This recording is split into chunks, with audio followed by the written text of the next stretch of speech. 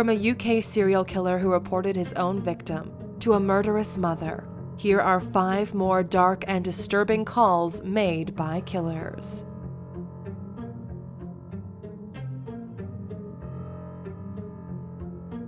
In February 2016, 20-year-old New Jersey man Ezra Simon-Daniels contacted 911 in a distraught and delirious manner. In the call, he tells authorities that he is covered in blood, unsure of how and why. He informs the dispatcher that he must have recently left his grandparents' home, but that he is uncertain. What's going on? Okay. 911 emergency, 122. Reddington, Somerset County with a transfer. I have a caller on the line, Ezra. He's in an Audi in the parking lot of Walmart. He doesn't remember how he got there, but he woke up in the vehicle, and he says he's covered in blood. Okay, what Walmart? I'm not wearing any shoes. Okay, what Walmart are you at? The one by the Polar Cub. Okay. You don't remember how you got there? I have no idea, sir. He said he was leaving from his grandmother's house at 115 Reddington Road. That's what he remembers last. Well, I don't remember it. I just assume that's where I came from. Okay, what is your name? My name is Ezra. The last thing I remember, I had pizza, and I was watching television, and I went to bed. Okay, and you're bleeding from where? I'm not bleeding, I don't think, from anywhere I checked. But there's blood all over. All over what? Me, my legs, my feet, and my hands. I'm going to send someone out to you. Hold on one second. All right. Okay, you don't. What is your last memory? I was having pizza, and Pizza where? in the living room of my house. Last memory And I went to bed. was having pizza at his house and then went to bed. So your last memory was having pizza. You don't remember anything at all? The only thing I remember before that, I was playing guitar a little bit and practicing scales. Okay. You woke up in the car, correct? That's correct. You woke up in the car. Yeah. And it was running. Is it damaged anywhere? I haven't gotten out to check. Okay, when you look at yourself, like your face and stuff, do you see anything like broken or? No, there's blood spattered on it. Okay, I'm gonna stay on the phone. Someone's coming out to you. Just Thank you. hold on 1 second. I got the seat heaters on, but I'm like shaking. Okay, well just turn the heat up. Thank you. On the car. I'm gonna be here. Just hold on 1 second. Okay, you still cold? No, I'm much warmer now. Thank you. Okay. Do you see? 2213 to 23. Okay. Do you see a police car? Yeah, I do. You do see a police car? I do see it. Yeah. Okay, I'll stay on the phone until he comes to your car. Thank you so much. Well, you're welcome. You see 2 cars? Yeah, I do see 2 cars. Okay. Well. Okay. Very good. I'm gonna let you go. All right. Okay. Bye. When dispatchers sent officers to locate Daniels in his car, they found him covered in blood, delirious and confused. They then visited his last known location, the house he shared with his grandparents. Upon entry, they found both grandparents dead. Their heads had been smashed with an aluminum baseball bat while they lay sleeping in their bed. They were aged 65 and 78. Daniels was charged with 2 counts of first-degree murder. Before he is able to stand his upcoming trial, he is to undergo psychological examinations to determine whether he is mentally and emotionally stable enough to do so. Authorities are also attempting to discover whether his phone call was actually made in a fit of amnesia or whether it was simply a ruse attempted to cover up his crime. The trial has yet to take place, and Daniels is currently still being held on $2 million bail.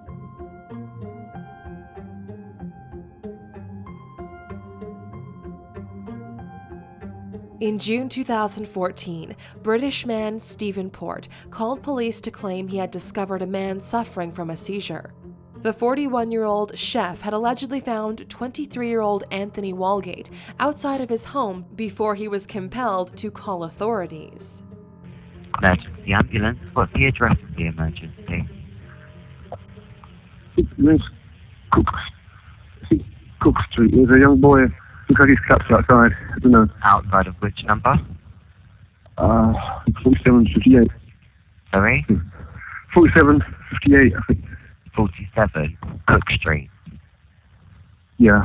What area? Barking. It looks like he's collapsed or had a seizure or something. He's just always just drunk. But yeah. Okay. What's the telephone number you're calling from? I'm just pulled up in the car. I've got to get my card on the parking. Oh. That's all right, don't worry about that. What's the telephone number you're calling from?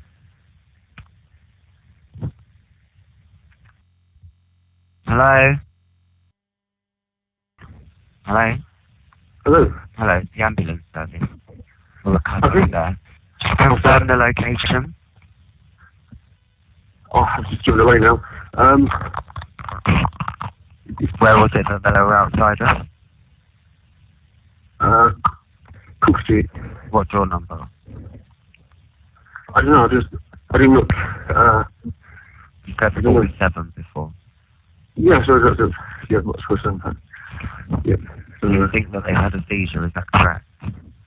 It's on the floor. Yeah. Yeah. It's So were you passing by in your car? Yes, Okay, and you've drove past now, so you're no longer there. that's right. How old did he look roughly, sir? 20. 20. Do you know if he was awake? No, Do you know if he was breathing? no, I don't know. Did you see anything happen at all? No. No. You just think that he possibly had a seizure, he was lying there on the floor. Yes. Thanks for letting us know. We'll get someone there as soon as we can. Okay. Okay. Thank you. Oh. Hello, sir. It's the ambulance service. Sorry to bother you again. It was definitely Cook Street that the patient was on. Yes, definitely. Yes, Yeah. I passed in hands. It was Cook Street. Okay, and were you just kind of driving past and you just kind of saw the patient lying there? I was just driving at my car park. Oh, into your car park there? So, the 994. I Okay. put out, I look at him, Yeah. called you, but got back in the car. Alright, no worries. Just wanted to be sure. We've got someone there anyway. Thank you for your help, sir. Sorry to bother you again. Okay, no worries. Right, Sure. yeah. Bye-bye. In an autopsy, Walgate's body was found to be injured in 14 different places. The zip on his jeans was undone, and his underwear had been removed before being replaced inside out and back to front. Between August 2014 and September 2015, 3 more bodies were found in the area. Police eventually realized that Port had raped and killed all 4 men. Port later admitted that he would meet men online and feed them various concoctions of date rape drug GHB, along with poppers, Viagra, methadone, and crystal meth. After luring, entrapping, and drugging his victims, Port would sexually assault them while they were unconscious, often leading to their deaths. He would meet men on various websites, giving fake jobs and fake ages, and posing in shirtless shots. In his trial, Port claimed that he never intended to kill his victims. He purported to only want to sexually assault them while they were unconscious. Port was charged with the 4 murders, along with the rapes of 3 men, 10 counts of administering a substance with intent, and 4 counts of sexual assault. In total, 11 men were confirmed as victims of Port's crimes. Police have confirmed they are now investigating at least 58 historical deaths connected to the use of GHB in the area. It's believed that Port may be responsible for all or many of the other deaths.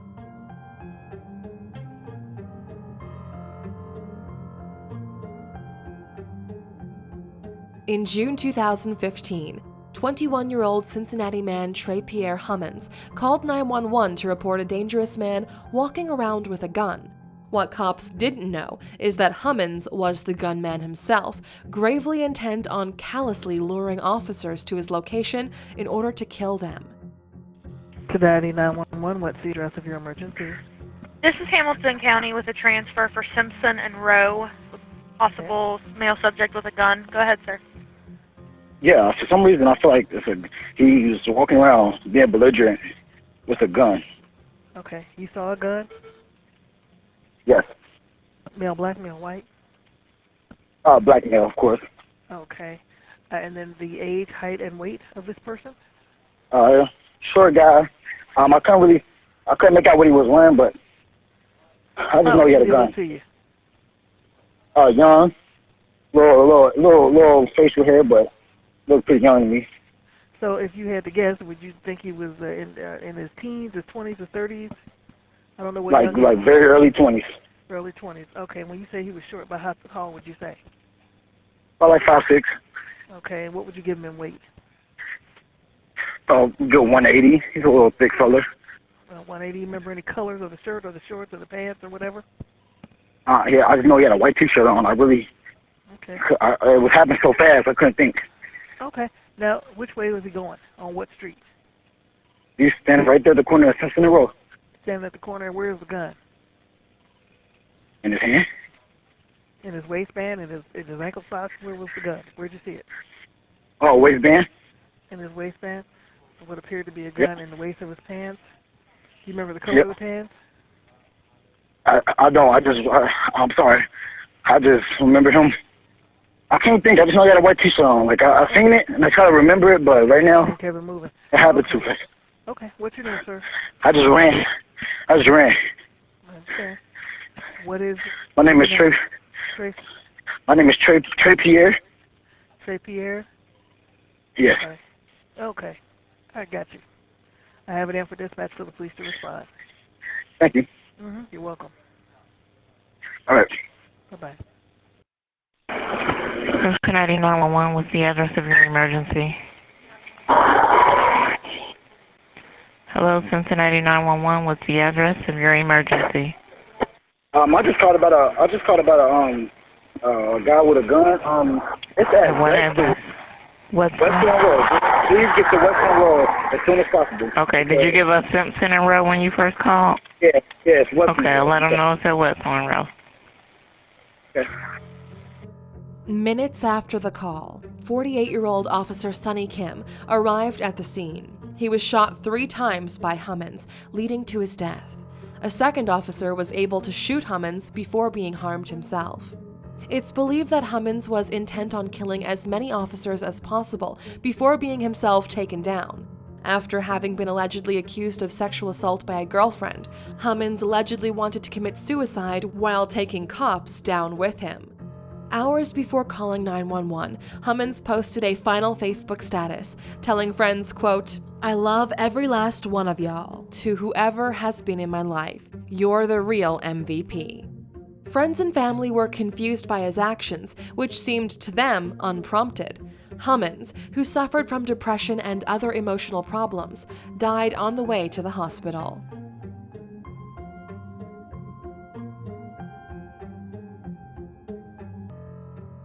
Evangelical Christian Matthew Phelps, a 28-year-old aspiring pastor, called 911 in September of 2017. In the eerie and unnerving call, he tells authorities that he dreamt of murdering his wife. He then states that, upon turning the lights on, he discovered that his wife was dead and that both she and him were covered in blood. 911, what's the address of your emergency? Patuxent Drive. Okay, just repeat that address to make sure we have it right. Patuxent Drive, Raleigh, North Carolina. Tell me exactly what happened. I think I killed my... What do you mean by that? What happened? I had a dream, and then I turn on the lights and she's dead on the floor. How? I have blood all over me, and there's a bloody knife on the bed, and I think I did it.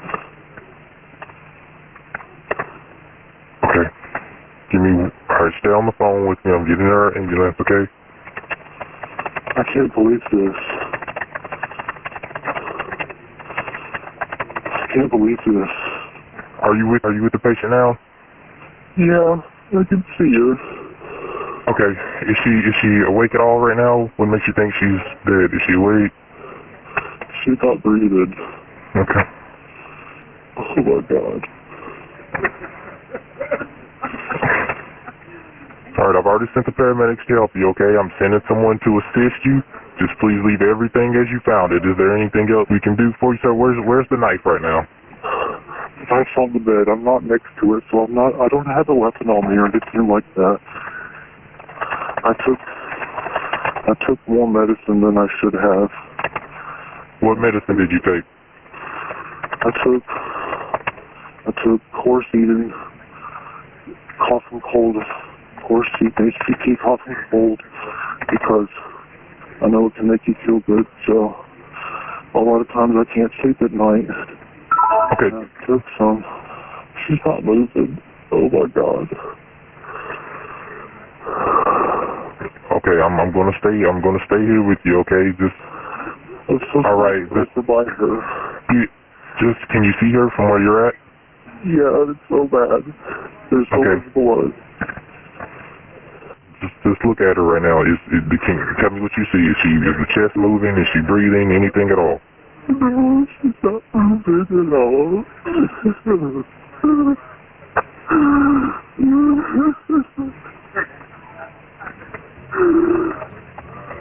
Oh my God. When investigating officers arrived at the couple's shared home, 29-year-old Lauren Phelps was found with 123 sharp force injuries on her body, including 24 stab wounds to her head and neck. She bled to death from the injuries, which were thought to be made from a small single blade. The medication Coracetin, which Phelps had ingested earlier that day, is thought to be capable of inducing dissociation and hallucinations if taken to excess. The trial continues and is tasked with deciding whether Phelps had planned to kill his wife, or if his behavior was radically altered by overdosing on the cough medicine.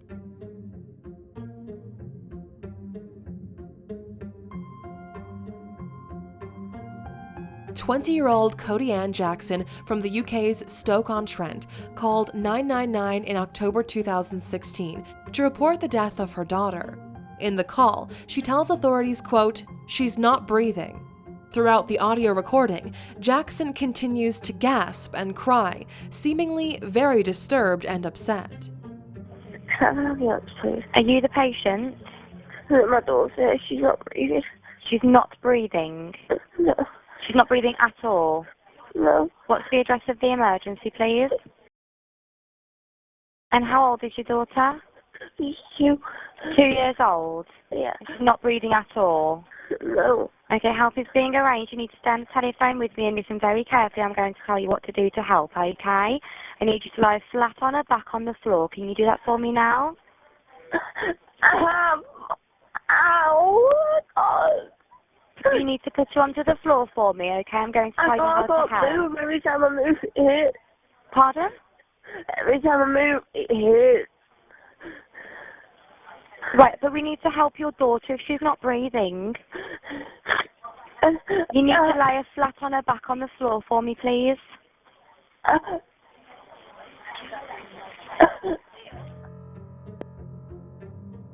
After receiving the call, officers were sent to Jackson's home, where they were forced to break down the front door. Upon entry, they found the 2-year-old girl dead on a bedroom floor. Jackson was above her, attempting CPR. A suicide note was found in the home, seeming to suggest that Jackson had planned to kill both herself and her daughter. One line of the note read, "There's nothing for me or Macy. Life's shit." Jackson later admitted to murdering her daughter. It's believed that she suffocated Macy several hours before making the 999 call. A week before the incident, Jackson's boyfriend and Macy's father had broken up with Jackson, leaving her furious and confused. In what is thought to be a heartless and brutal act of revenge, she resorted to killing their daughter. Before doing so, she sent a picture of Macy to her ex-boyfriend, along with the caption, "Savor the last ever picture. Possibly see you in court," adding, "Just thought you deserved one last picture and memory of her." Jackson was later charged with life imprisonment.